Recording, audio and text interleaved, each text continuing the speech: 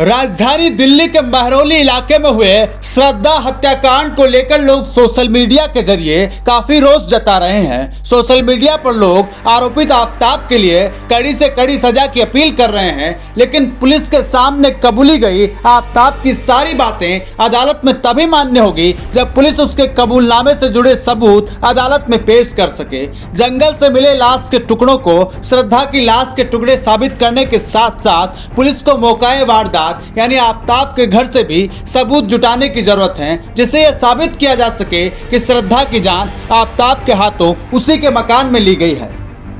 बेशक आफताब अमीन पूनावाला ने श्रद्धा वालकर का कत्ल गुस्से में किया, लेकिन उसके बाद अगले 20 दिनों तक उसने जो कुछ भी किया वो बेहद सोच समझ कर किया। कमरे में अपनी मोहब्बत का गला घोटने के बाद उसकी लाश को ठिकाने लगाना और ठिकाने लगाने से पहले लाश के टुकड़े करना, इन सब चीज़ों के बारे में उसने बहुत बारीकी से सोचा था। इतना ही नहीं, लाश को ठिकाने लगाने के बाद कैसे कमरे से हर सबूत को मिटाना है, उन्हें साफ करना है, इसके बारे में भी बाकायदा उसने स्टडी की थी। जानिए उस कबूलनामे के बारे में जो मुजरिम आफताब ने पुलिस के सामने दिया था।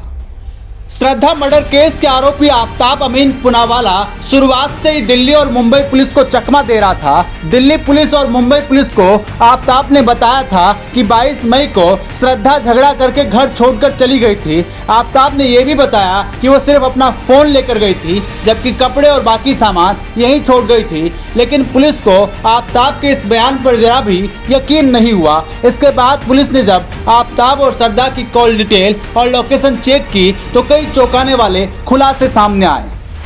जांच में पुलिस को पता चला कि 26 मई को श्रद्धा के नेट बैंकिंग एप्लीकेशन से आफताब के अकाउंट में 54,000 रुपये ट्रांसफर हुए, जबकि आफताब ने पुलिस को बताया था कि 22 मई से ही वो श्रद्धा के संपर्क में नहीं है। बस फिर क्या था, आफताब की यही पहली सबसे बड़ी गलती थी जिसने उसे खुद के बुने जाल में ही फंसा दिया था।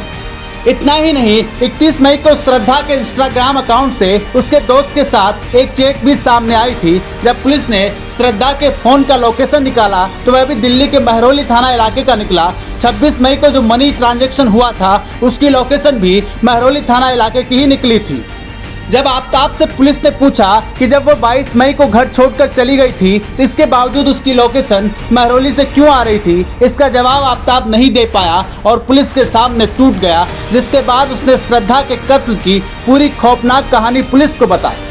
लिहाजा दिल्ली में अपनी लिव इन पार्टनर की हत्या करने और उसके शव के टुकड़े टुकड़े कर फेंकने के आरोपी आफताब अमीन पूनावाला को लेकर अब कई तरीके की बातें सामने आई है। इससे पहले पुलिस उसे छतरपुर के जंगल में ले गई थी, जहां उसने कथित रूप से श्रद्धा वालकर के शव के 35 टुकड़े फेंके थे। पूनावाला पर आरोप है कि उसने करीब 3 सप्ताह तक दक्षिणी दिल्ली के महरौली में अपने घर में 300 लीटर के फ्रिज में श्रद्धा की लाश के टुकड़े रखे और कई दिनों में उन्हें ठिकाने लगाया था। पुलिस मामले को लेकर अपना एडी चोटी का जोड़ लगा रही है। जल्दी और कुछ चौंकाने वाले खुलासे सामने आएंगे, तब हम आपको आगे की इस मामले की पूरी जानकारी देंगे। तब तक के लिए सचेत रहिए, सावधान रहिए। ब्यूरो रिपोर्ट, संसार क्रांति न्यूज।